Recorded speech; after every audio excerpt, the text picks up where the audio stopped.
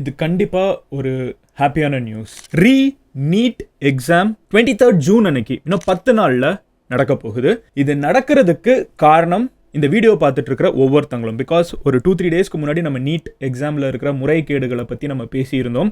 அந்த grace mark கொடுத்தது, எத்தனை பேருக்கு ஆப்பர்ச்சுனிட்டி இதனால மிஸ் ஆகுதுன்னு. இதில் இருக்கிற மொத்த வெற்றி நம்ம உரிமை கொண்டாட போகிறது கிடையாது. பட் இது ஒரு கடல் மாதிரி. இந்தியா ஃபுல்லாக எல்லாருமே அவங்கவங்க கெப்பாசிட்டியில் வந்து என்னென்ன குரல் கொடுக்க முடியுமோ கொடுத்துருந்தோம். ஈவன் எஸ்எஃப்ஐயில் இருக்கிற சில பேர் ரோட்டில் இறங்கி போராடலாம் செஞ்சுருந்தாங்க.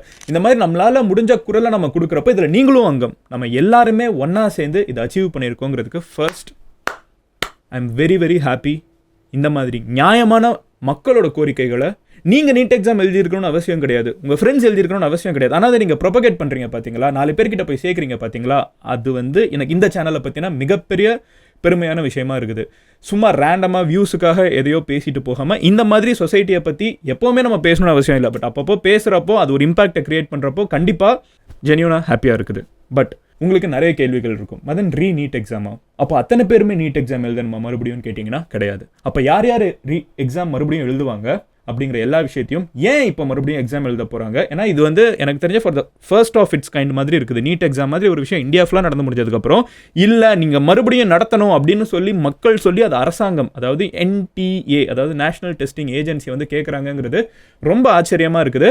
And at the same time மோட்டிவேட்டிங்காகவும் இருக்குது. இந்த மாதிரி நம்ம குரல் கொடுக்கலாங்கிறதும் தோணுது. ஸோ இது என்ன அப்படிங்கிறத நான் டீட்டெயில்டாக சொல்ல போகிறேன். இதுக்கு நடுவில் தூத்துக்குடியில் இருக்கக்கூடிய சில மாணவர்கள், நம்ம தமிழ்நாட்டை சார்ந்த சில பேர் 2 சென்டரில் இருக்கிறவங்க, அதெல்லாம் சரிங்க எங்களோட குறையை இன்னும் தீர்த்து வைக்கலையே அப்படின்னு சொல்லிட்டு அவங்களோட குறையவும் சொல்லியிருக்காங்க. ஸோ என்ன நடந்திருக்கு, நீட் சம்மந்தமாக நடந்த முறைகேடுன்னா இப்போ ஏன் நீட் நடத்தணும்னு சொல்லி சுப்ரீம் கோர்ட் சொல்லியிருக்காங்க. இதையே அரசாங்கம் ஒத்துக்கிட்டு செய்ய போகிறாங்கிற எல்லா விஷயத்தையும் டீட்டெயில்டாக பார்க்க ஆரம்பிப்போம். ஹலோ எவ்ரிவான், நான் Madan Gowri and hello my dear MG squad. First விஷயம், I want to thank you squad. எனக்கு வந்து நம்மளை பற்றி நம்ம பப்ளிக்கில் இருக்கிறப்ப நம்மளை பற்றி 1000 பேர் பாசிட்டிவாக பேசுவாங்க, 1000 பேர் தப்பாக பேசுவாங்க, 1000 பேர் ஒரு கட்சியில் சேர்ப்பாங்க, இன்னும் 1000 பேர் வேறு கட்சியில் சேர்ப்பாங்க. அது எல்லாத்தையும் தாண்டி கான்ஷியஸாக இல்லை அவன் பேசுகிறதுல ஏதோ ஒரு விஷயம் கரெக்டாக இருக்குது, அதுக்காக நம்ம சப்போர்ட் பண்ணணும்னு சொல்லி இத்தனை மில்லியன் பேர் சப்ஸ்கிரைப் பண்ணி வச்சுருக்கீங்களா, தட்ஸ் டெஃபினெட்லி அ மோட்டிவேஷன். இப்போ நம்ம அதனால ஒரு சின்ன விஷயம் ஒரு கடலில் ஒரு துளியாக சேர முடிஞ்சிருக்குது. என்ன நடந்திருக்கு அப்படின்னு பார்த்தீங்கன்னா 1563 ஸ்டூடெண்ட்ஸ் வந்து கிரேஸ் மார்க் வழங்கப்பட்டிருக்குது இந்த ஒரு 2024 நீட் எக்ஸாம்ல. அந்த 1563 பேருக்குமே வந்து மறுபடியும் நீட் நடத்தணும், நீங்க நீட் எக்ஸாம் மறுபடியும் நடத்தணும் அப்படின்னு சொல்லிட்டு சுப்ரீம் கோர்ட் வந்து சொல்லியிருக்காங்க. 1563 பீப்புளுக்கு வந்து ஸ்டூடெண்ட்ஸ்க்கு வந்து ஏன் நீட் நடத்தணும், இவங்களுக்கு கிரேஸ் மார்க் கொடுக்குறதுல என்ன தப்பு இருக்குன்னு கேள்வி கேட்பீங்களா? ஸோ இஷ்யூ என்னங்கிறத நான் சொல்லிடுறேன். ஃபர்ஸ்ட், நம்மளுக்கு நம்மளுக்கும் நிறைய பிரச்சனை இருக்குது, அதை நம்ம இப்போதைக்கு தள்ளி வச்சிடுவோம். 2024 இந்த ஸ்பெசிஃபிக் நீட்டுக்கு மட்டும் வருவோம். ஸோ நீட் எக்ஸாம் வந்து நேஷனல் டெஸ்டிங் ஏஜென்சி அப்படின்னு சொல்லப்படக்கூடிய ஒரு அமைப்பு டெல்லியில் உட்காந்துக்கிட்டு நடத்துறாங்க. இந்தியா ஃபுல்லாக வந்து கொஸ்டின்ஸ் போய் சேருது. இப்படி இந்தியா ஃபுல்லாக நடக்கக்கூடிய எக்ஸாம்ஸில் வந்து ஒரே நேரத்தில் எல்லாருக்குமே எக்ஸாம் நடத்துறதுங்கிறது வந்து ஆல்மோஸ்ட் இம்பாசிபிளான ஒரு விஷயம். எல்லாத்துக்கும் ஒரு இடத்துல ஓட்டு போட வைக்க முடியுதா? நம்ம எலெக்ஷனை பண்ண முடியலங்கிறதுனால தானே பிரிச்சு வைக்கிறோம் ஸ்டேட் வைஸா.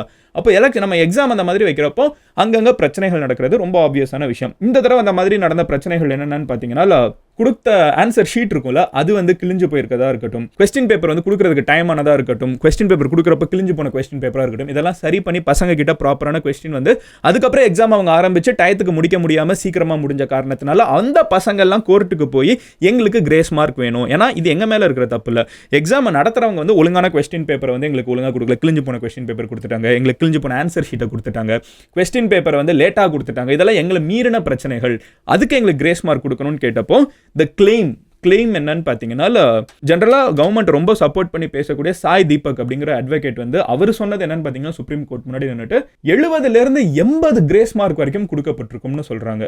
எவ்வளோ? 70லேருந்து 80 வரைக்கும். யோசிச்சு பாருங்க, நீட் எக்ஸாமில் நீங்கள் கரெக்டாக ஆன்சர் பண்ணீங்கன்னா பாசிட்டிவ் மார்க் இருக்கிறத விடுங்க, நெகட்டிவாக ஆன்சர் பண்ணீங்கன்னா, நீங்கள் தப்பாக ஆன்சர் பண்ணீங்கன்னா உங்களுக்கு மைனஸ் மார்க் வேறு இருக்குது. ஸோ அந்த மாதிரி இருக்கக்கூடிய ஒரு டஃப்பான ஒரு எக்ஸாமில் 70லேருந்து 80 மார்க் வரைக்கும் கொடுக்கப்பட்டிருக்குன்னு சொல்லி அவர் கிளைம் பண்ணுறாரு.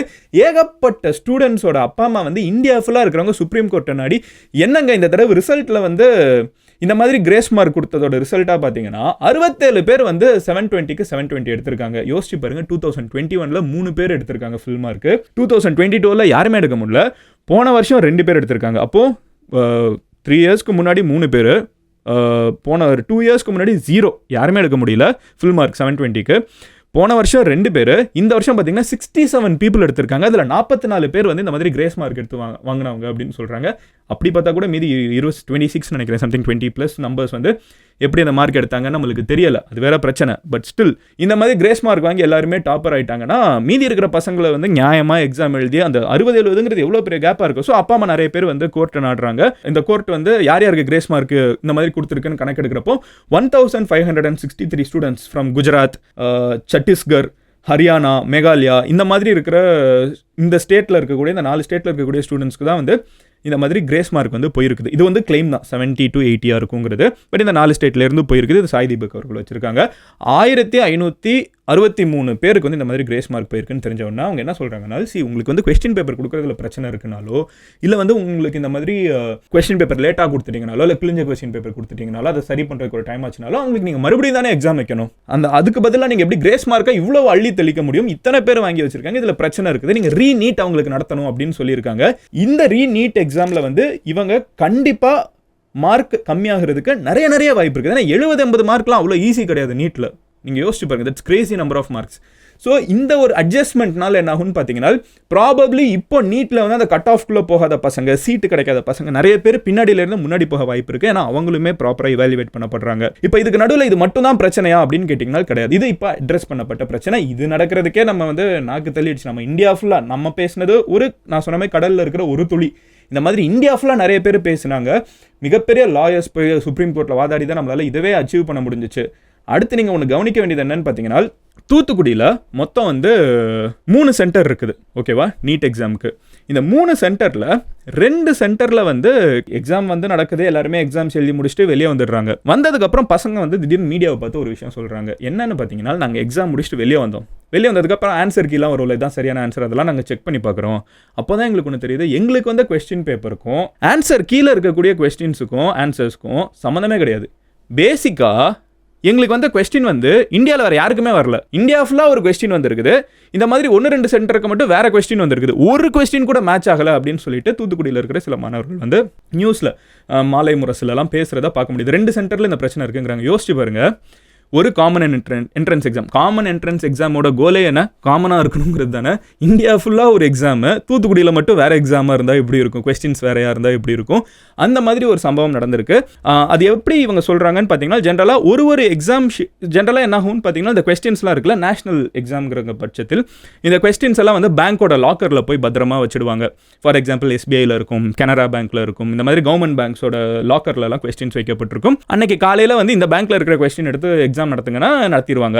ஸோ ஒருவேளை அப்படி லாஸ்ட்டாக நாளைக்கு எக்ஸாம்னா இன்னைக்கு நைட்டு கொஸ்டின் பேப்பர் லீக் ஆயிடுச்சுன்னா நீங்கள் அடுத்த பேங்க்லேருந்து எடுத்து வைங்கன்னு சொல்கிறதுக்கு பேக்கப் கொஸ்டின்ஸுமே வச்சிருப்பாங்க, ஓகேவா. ஸோ ஒரு எக்ஸாம் நடத்துறப்ப அந்த ஒரு செட் ஆஃப் கொஸ்டின்ஸ் மட்டும் இந்தியா ஃபுல்லாக இருக்காது, மல்டிபிள் செட் இருக்கும். பட் லாஸ்ட் மினிட்ல எந்த கொஸ்டின் போகணுங்கிறத வந்து NTA, அதாவது நேஷனல் டெஸ்டிங் ஏஜென்சி வந்து டிசைட் பண்ணுவாங்க.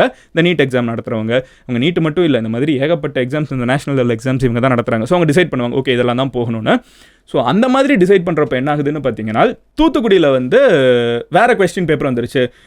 QRST அப்படிங்கிறது தான் வந்து இந்தியா ஃபுல்லாக போன கொஸ்டின், ஓகேவா. அந்த செட் ஆஃப் கொஸ்டின்ஸ் பேர், அந்த டைட்டில் ஒரு நம்பர் அவங்க கோட் மாதிரி வச்சுருப்பாங்களா, QRSTங்கிறதுல வந்து கொஸ்டின்ஸ் போகும். அதில் வந்து பக்கத்தில் இருக்கிறவங்க காப்பி அடிக்கக்கூடாதுங்கிறதுக்காக கொஸ்டின் ஆர்டர் வேணால் முன்ன பின்ன இருக்கலாம், ஓகேவா. அந்த கொஸ்டின் பேப்பர் வந்து நீங்கள் தூத்துக்குடியில் பார்த்தீங்கன்னா MNOPங்கிற இன்னொரு செட் ஆஃப் கொஸ்டின்ஸ் வந்துருக்குங்கிறாங்க. இதுக்கு சொல்யூஷன் என்ன தெரியல. அவங்க வந்து மீடியாவை அப்ரோச் பண்ணுறாங்க. நான் அதை தாண்டி பெருசாக மீடியா வந்து பிக் பண்ண மாதிரி தெரியல. நான் இதை உங்ககிட்ட சொல்ல நினச்சேன். இது இங்கே மட்டும் கிடையாது. இன்னும் தெலுங்கானாவில் பார்த்தீங்கன்னா SBIயில் இருக்கிற கொஸ்டினை வச்சு தான் எக்ஸாம் நடத்தணும். தெலுங்கானாவில் பார்த்தீங்கன்னா கனரா பேங்க்கில் இருக்கிற எக்ஸாம் கொஸ்டின்ஸ் வச்சு எக்ஸாம் நடத்தியிருக்காங்க. அதுவும் பார்த்தீங்கன்னா வேறு எங்கேயுமே இந்தியாவில் இல்லாத கொஸ்டினை தெலுங்கானாலையும் ஒரு ஸ்கூலில் வந்து சென்டராக இருக்கிறப்போ அங்கேயும் நடத்தியிருக்காங்க, தூத்துக்குடியில் நடத்தியிருக்காங்க. இப்போ இந்த பசங்கள்லாம் வந்து என்ன சொல்கிறாங்கன்னா, எங்களுக்கு தனியாக கவுன்சிலிங் வைங்க, எங்களோட மார்க்கை தனியாக எவாலுவேட் பண்ணுங்க. ஏன்னா நான் எழுதின எக்ஸாம் வேறு, என் கூட காம்படிஷன் நீங்கள் காமன் என்ட்ரன்ஸ்னு சொல்கிறப்போ அவன் எழுதின எக்ஸாம் வேறு, கொஸ்டின்ஸே வேறு, எப்படி எங்கள் 2 பேரையும் ஒன்றா நீங்கள் எவாலுவேட் பண்ணலான்னு அவங்க ஒரு பாயிண்ட்டை முன்வைக்கிறாங்க. இதில் இன்னொரு முக்கியமான விஷயம் என்னன்னு பார்த்தீங்கன்னா, நிறைய பேர் வந்து நீட்டில் என்ன பிரச்சனை இருக்குது அப்படின்னு கேட்குறப்ப நான் ஒரு விஷயம் முக்கியமாக சொல்கிறேன். நடந்த ஒரு இன்சிடென்ட் இந்த தடவை. ஒரு கொஸ்டினுக்கான ஆன்சர் வந்து கரெக்ட் ஆன்சர் வந்து அவங்க ஆன்சர் கீ படி ஒன்று இருக்குது. இப்போ B அப்படிங்கிற ஆப்ஷன் இருக்குன்னு வச்சுக்கோங்களேன். ஆனால் NCERT டெக்ஸ்ட் புக் படி பார்த்தீங்கன்னா அதுக்கான ஆன்சர் வந்து D அப்படின்னு இருக்குது. ஸோ இப்போ ஆன்சர் வந்து பியா இல்லை டியா அப்படிங்கிற குழப்பம் வர்றப்போ அவங்க என்ன டிசைட் பண்ணுறாங்கன்னா, நம்ம வந்து 2 சூஸ் பண்ணவங்களுக்குமே நம்ம மார்க் கொடுத்துடலாம். இதை சூஸ் பண்ணவனுக்கும் மார்க் கொடுக்கலாம், அதை சூஸ் பண்ணவனுக்கும் மார்க் கொடுக்கலான்னு. ஆனால் யோசிச்சு பாருங்களேன், இந்தியாவில் மற்ற ஸ்டேட்டில் படிக்கிற எத்தனை பசங்க வந்து அந்த கொஸ்டினை பார்க்குறப்போ ஏங்க இந்த இதுக்கு 2 ஆன்சர் கரெக்டாக இருக்குது, நம்ம இதை எப்படி சூஸ் பண்ணலாம்னு சொல்லி ஸ்கிப் பண்ணுவான்ல, அவனுக்கு -1 மார்க் போகுது. நீங்கள் நல்லா ஞாபகம் வச்சுக்கோங்க. ஏன்னா ஸ்கிப் பண்ணுவாங்களா, ஆப்வியஸாக நீங்கள் மைனஸ் மார்க் இருக்குங்கிற பட்சத்தில் நம்ம ஸ்கிப் பண்ணுவோம், அதுக்கு ஆன்சர் பண்ண மாட்டோம். அவனுக்கு -1 மார்க் போகுது. -1 மார்க் அவ்வளோ பெரிய பிரச்சனையான்னு கேட்டிங்கன்னா, ஒரு 1,00,000 சீட்டுக்கு இந்தியாவில் கோடிக்கணக்கான மாணவர்கள் எக்ஸாம் எழுதுகிறப்போ 1 மார்க் இல்லை, 0.0001% அட்வான்டேஜ் இன்னொருத்தங்களுக்கு இருந்தால் கூட அது அநீதி தான். அந்த இடத்துலையுமே இதை வந்து நிறைய பேர் கேள்வி கேட்குறாங்க. எப்படி நீங்கள் 2 இதுக்குமே மார்க் கொடுத்தீங்கன்னா அதில் நெகட்டிவ் மார்க் நீங்கள் வச்சிருக்கீங்க, அது அட்டன் பண்ணாதவனுக்கு நெகட்டிவ் மார்க் வச்சிருக்கீங்க. ஓகேவா, அது நீங்கள் நெகட்டிவ் மார்க் வைக்கலனா பரவாயில்ல, அட்டன் பண்ணாமல் இது குழப்பமாக இருக்குதுன்னு ஸ்கிப் பண்ணி போனவனுக்கு அவன் ஸ்கிப் பண்ணாங்கிற ஒரே காரணத்துக்காக -1 போகும். நீட்டை அப்போஸ் பண்ணுறாங்க அப்படின்னு சொல்கிறப்போ அதுக்கு வந்து ஸ்டேட் கிட்ட இருக்கணும், அது வந்து ஸ்டேட் லிஸ்ட்டில் இருந்த ஒரு எஜுகேஷனுங்கிற சப்ஜெக்ட் எடுத்து கன்கரண்ட் லிஸ்ட்டில் போட்டது, அந்த பொலிட்டிக்ஸ்லாம் எடுத்து ஓரமாக வைங்க. எனக்கு வந்து ஏன்னா அதை நம்ம ஆல்ரெடி போன வீடியோவில் பேசி முடிச்சிட்டோம், அதெல்லாம் இருக்குது, அது ரொம்ப முக்கியமான கன்சர்ன். பட் அதை தாண்டி ஒரு நியாயமான ஒரு கொஸ்டின் கேட்குறேன். இந்தியா ஃபுல்லாக எலெக்ஷன் ஒரே நேரத்தில் நடத்த முடியல, அதனால தான் நம்ம பிரித்து நடத்துகிறோம், ஆமாவா இல்லையா? ஒரே நேரத்தில் இந்தியா மாதிரி ஒரு கண்ட்ரியில் 140 கோடி பேர் வாழ்ந்துட்டு இருக்கிற இடத்துல ஒரே நேரத்தில் நீங்கள் ஒரு விஷயம் பண்ணவே முடியாது. இந்தியா வந்து ஒரு மொத்த யூரோப்பில் வந்து எத்தனை 30-40 கண்ட்ரிஸ் இருக்குது, அதெல்லாம் ஒன்றா சேர்ந்தது இந்தியாங்கிற ஒரு நாடு. இந்தியாவில் நீங்கள் ஒரு எக்ஸாம் ஒரு இடத்துல வைக்கிறதுங்கிறது இம்பாசிபிளான விஷயம். அந்த மாதிரி வைக்கிறப்போ இந்த மாதிரி தூத்துக்குடியில் ஒரு குழந்தைங்களுக்கு மாற்றி கொஸ்டின் போகிறதா இருக்கட்டும், தெலுங்கானாவில் மாற்றி கொஸ்டின் போகிறதா இருக்கட்டும், NCERT சிலபஸை நீங்கள் ரெஃபரன்ஸாக வச்சிங்கன்னா மீதி இருக்கிற ஸ்டேட் போர்ட் பசங்கள்லாம் என்ன பண்ணுவாங்க, ஸ்கிப் பண்ணவனுக்கு -மார்க் போகிறது, இந்த மாதிரி 1000 குழப்பங்கள் நடந்துட்டு இருக்கும். அது ஸ்டேட் கவர்மெண்ட் கண்ட்ரோலில் விட்டாதான் என்ன ஆக போகுதுங்கிறது எனக்கு சுத்தமாக புரியல. அதை ஏன் வந்து அங்கே கண்ட்ரோல் பண்ணி இல்லை இப்படிலாம் வைக்கணும்னு நினைக்கிறாங்க? ஏன்னா இவ்வளோ வச்சு அச்சீவ் பண்ண முடிஞ்சிருச்சான்னு கேட்டிங்கன்னா இவ்வளோ குழப்பம் வருது பாருங்கள். எப்படிங்க 67 பேர் எப்படிங்க 720க்கு 720 எடுப்பான்? நீங்கள் சொல்லுங்களேன். நீங்கள் நம்ம வந்து பெருசாக இதுக்கு வந்து நம்ம வந்து அறிவு ஜீவியாக இருக்கணும்னு அவசியம் இல்லை. ஆனால் போன தடவை வந்து நிறைய பேர் நான் வந்து பிஜேபி கவர்மெண்ட் அப்போஸ் பண்ணுறேன், எனக்கு அதை பற்றிலாம் கவலை கிடையாது. பிஜேபி, டிஎம்கே, ஏடிஎம்கே இதெல்லாம் வந்து இந்த சேனலுக்கு வெளியே, இங்கே அதெல்லாம் கிடையாது. இங்கே நான் ரொம்ப சிம்பிளாக சொல்கிறேன், இது மக்கள் பிரச்சனையா இல்லையா? இங்கே பசங்க வந்து சொன்னது சுப்ரீம் கோர்ட் சொல்லுதா இல்லையா? நம்ம கோர்ட்டை மீறி யாருமே இங்கே கிடையாது. சுப்ரீம் கோர்ட் தெளிவாக சொல்லுதில்லை நீங்கள் எக்ஸாம் நடத்துங்கன்னு. ஸோ தயவு செஞ்சு ஒரு விஷயம் புரிஞ்சுக்கோங்க, இங்கே நம்ம மக்களோட பிரச்சனையை பேசிகிட்டு இருக்கோம். அப்படி பேசுகிறப்ப நான் உங்ககிட்ட நியாயமாக ஒரு கொஸ்டின் கேட்குறேன். எனக்கு பிஜேபி, டிஎம்கே, ஏடிஎம்கே, காங்கிரஸ் அதை பற்றிலாம் கவலை இல்லை, யார் இருந்தாலும் சரி. நான் உங்ககிட்ட ஒரு கொஸ்டின் கேட்குறேன். 3 பேர் சென்டம் எடுத்து 0 சென்டம் எடுத்து 2 பேர் சென்டம் எடுக்கிறது, சென்டம்னா மேக்ஸிமம் எடுக்கிறது, ஃபுல் ஆஃப் எடுக்கிறது தான் வந்து இங்கே இருக்கிற எக்ஸாம்ஸோட பேட்டர்னாக இருக்குது. அப்போ 2024 4 ஆச்சுன்னா ஆச்சரியப்படுவாங்க, 5 ஆச்சுன்னா கேள்வி கேட்பாங்க, 10 பேர் 720க்கு 720 எடுத்தானா புருவத்தை உயர்த்துவாங்க. ஆனால் நடந்திருக்கிறது என்னன்னு யோசிச்சுப்பாங்களேன், 67 பேர் 720க்கு 720 எடுத்திருக்காங்க. இது எப்படி பாசிபிள்? இந்த நீட் எக்ஸாமோட கோலே வந்து குவாலிட்டி அதிகமாக்குறது, ஸ்டேட் போர்ட் சிலபஸ்லாம் இம்ப்ரூவ் பண்ணுங்கன்னு சொல்லுவாங்களே, இதுதான் நேஷனல் சிலபஸா? இதுதான் அந்த க்ளோரிஃபைடு நீட் சிலபஸா? 67 பேர் சென்டம் எடுக்கிற ஃபுல் மேக்ஸிமம் மார்க் எடுக்கிற சிலபஸுக்கு ஸ்டேட் சிலபஸ் எவ்வளோ பரவாயில்லையங்க. இது எந்த விதத்தில் காம்படிஷனை நல்லிஃபை பண்ணுது, இல்லை காம்படிஷன் வந்து பெட்டராகுது? இல்லை, எனக்கு அது புரியவே மாட்டேங்குது. 67 பேர் எடுத்திருக்காங்க, அதில் கிரேஸ் மார்க் இப்படி கண்ட மணிக்குனா, அதுவும் இந்த கேஸே கிடையாது, ஏதோ ஒரு பழைய காலத்தில் நடந்த கேஸை ரெஃபரன்ஸை வச்சு நாங்கள் கொடுத்துட்டோங்கிறாங்க. 70-80 மார்க் கிரேஸ் மார்க் போடுறோன்னு சொல்லிட்டு கவர்மெண்ட்டை சப்போர்ட் பண்ணக்கூடிய அட்வொகேட் வந்து பேசிகிட்டு இருக்காங்க. சாய் தீபக் அவர்கள், நீங்களே சர்ச் பண்ணி பாருங்க, சுப்ரீம் கோர்ட் வாசலில் நின்று பேசிகிட்டு இருக்காரு. இது கவர்மெண்ட்டுக்கு எதிரான பிரச்சனைலாம் கிடையாது. நேஷனல் டெஸ்டிங் ஏஜென்சிங்கிற ஒரு ஆர்கனைசேஷன் நீட் எக்ஸாம் நடத்துகிறாங்க. அவங்க நடத்துறது 100% பர்ஃபெக்டாக இல்லைங்கிறது என்னோட கருத்தாக இருக்கிறது மட்டும் கிடையாது. மகாராஷ்டிரா சிஎம் வந்து இந்த எக்ஸாமை கிரிட்டிசைஸ் பண்ணியிருக்காரு 2024 நீட்டை. இந்தியாவில் இருக்கக்கூடிய எத்தனையோ சீஃப் மினிஸ்டர்ஸ், ஓகேவா, நான் ஏன் மகாராஷ்டிரா சொல்கிறேன்னா அங்கே இருக்கிற பாலிடிக்ஸ் உங்களுக்கு தெரியும். So don't make this a political petty issue, this is students issue. அது ஸ்டூடெண்ட்ஸ் இஷ்யூவை எடுக்க விடுங்க. நீட் இங்கே ஒழுங்காக நடத்தணும், இல்லை நீட் வேணாம் அப்படிங்கிறத வந்து தயவு செஞ்சு புரிஞ்சுக்கோங்க. நீட் அது வரைக்கும் நீட் வேணுங்கிறத டிசைட் பண்ணுற வரைக்குமாவது நீட்டை ஒழுங்காக நடத்துங்களேன் தயவு செஞ்சு அப்படிங்கிறத ஸ்டூடெண்ட்ஸ் சார்பாக நான் வைக்கிறேன். அண்ட் உண்மையிலே பாவங்க, ஒரு லாஸ்ட் ஒரு 3-4 ஜென்ரேஷன் ஆஃப் பசங்க இருக்காங்கல்ல, அவங்க எக்ஸாம் வந்துருச்சுனால அவங்க ப்ரிப்பேர் பண்ணி ஒவ்வொரு டைமும் இவ்வளோ குழப்பத்துக்கு நடுவில் படிக்கிறது சீரியஸாக ஒரு ஸ்டூடெண்ட்டாக நீங்கள் யோசிச்சு பாருங்கள். நீங்கள் ஸ்டூடெண்ட்டாக யோசிக்கிறத தாண்டி இந்தியாவில் டாக்டர் ஆகிறதுக்கு இது ஒன்று தான் வழின்னு இருக்கிறப்போ, இது ஒரே வழின்னு இருக்கிறப்போ, ஒரு மார்க்கும் கவுண்ட்னு இருக்கப்போ அவன் எத்தனை பேரோட கனவு வந்து இங்கே மேக் பண்ணுற ஒரு சின்ன மிஸ்டேக்கில் சிதையுங்கிறத யோசிச்சு பாருங்க. எனக்கு இப்போ இந்த எழுத போகிறாங்களே மறுபடியும் 1563 ஸ்டூடெண்ட்ஸ் ரீநீட்டு, அவனை நினச்சாலும் எனக்கு கஷ்டமாக தான் இருக்குது. 23ஆம் தேதி 10 நாளில் அவன் வந்து மறுபடியும் நீட் எக்ஸாமுக்கு ப்ரிப்பேர் பண்ணணும். ரிசல்ட் வந்ததுலேருந்து இந்த ஜட்மெண்ட் வந்ததுலேருந்து அவனுக்கு வந்து நீட்டுக்கு மறுபடியும் படிச்சுட்டு இருப்பான். எல்லாருமே ஒரு தடவை நீட் எழுதுனா ஏன் இவ்வளோ குழப்பம்? அந்த ஸ்டேட் லெவலில் ஒன்று கண்ட்ரோல் பண்ணுறா தான். ஆல்ரெடி எல்லா ஸ்டேட்டுமே போர்டு எக்ஸாம் எல்லாம் நடத்திட்டு இருக்காங்களா, சக்ஸஸ்ஃபுல்லாக தானே பண்ணிட்டு இருக்காங்க. அவங்க கிட்டே அதை கொடுக்க வேண்டியதானே. வாட் எவர், இதுக்கான ரிசல்ட் வந்து 30th ஜூன் அன்னைக்கு வரும்.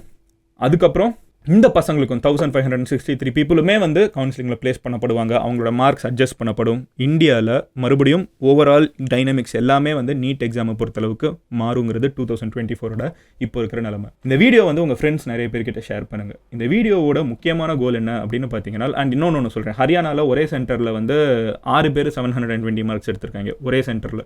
Okay, coming back to topic. எனக்கு எத்தனை சொல்கிறதுன்னு தெரியல, அவ்வளோ இருக்குது. But anyway, coming back to topic. இன்றைக்கி நான் கற்றுக்கிட்ட ஒரு விஷயம் என்ன அப்படின்னு பார்த்தீங்கன்னா, யார் என்ன சொன்னாலும் சரி, இந்த ஊரில் மக்கள் ஒன்றா சேர்ந்து ஒரு குரலாக ஒரு விஷயத்த சொன்னாங்கன்னால் அதுக்கான மாற்றம் இருக்குங்கிறதுக்கான நம்பிக்கை இந்த வீடியோவில் நான் வந்து உங்ககிட்ட பாஸ் பண்ணுறேன். அதுக்கு நீங்களும் ஒரு முக்கியமான காரணம். So thank you. நாளைக்கு இன்னொரு வீடியோவில் பார்க்குறேன். Till then, bye. Madan Gowri signing off. Love you all. Take care. Bye. நீங்கள் என்னை பர்சனலாக ஃபாலோ பண்ணணும்னு நினச்சிங்கன்னா இன்ஸ்டாகிராமில் மதன் கௌரின்னு சொல்லி சர்ச் பண்ணுங்கள், ட்விட்டரில் சர்ச் பண்ணுங்கள். You should be able to find my profile. இன்ஸ்டாகிராமில் 100 லைஃப் சேஞ்சிங் மெசேஜஸ் அப்படின்னு சொல்லிட்டு நான் ஒன்று ஆரம்பிச்சிருக்கேன், ஒரு சீரிஸ் மாதிரி, டெய்லி ஒரு மெசேஜ். அது வந்து நான் எனக்கும் சேர்த்தே சொல்லிக்கிறேன். நீங்களும் நான் ரொம்ப என்ஜாய் பண்ண ரொம்ப இன்ஸ்பயரான கோட்ஸ் தெரிஞ்சுக்கணும்னு நினச்சிங்கன்னா இன்ஸ்டாகிராமில் வந்து ஃபாலோ பண்ணுங்கள். Love you all. Take care. Bye. நாளைக்கு என்ன பேசணுங்கிறத கமெண்ட்டில் சொல்லுங்கள். சியர்ஸ் எம்ஜிஸ்.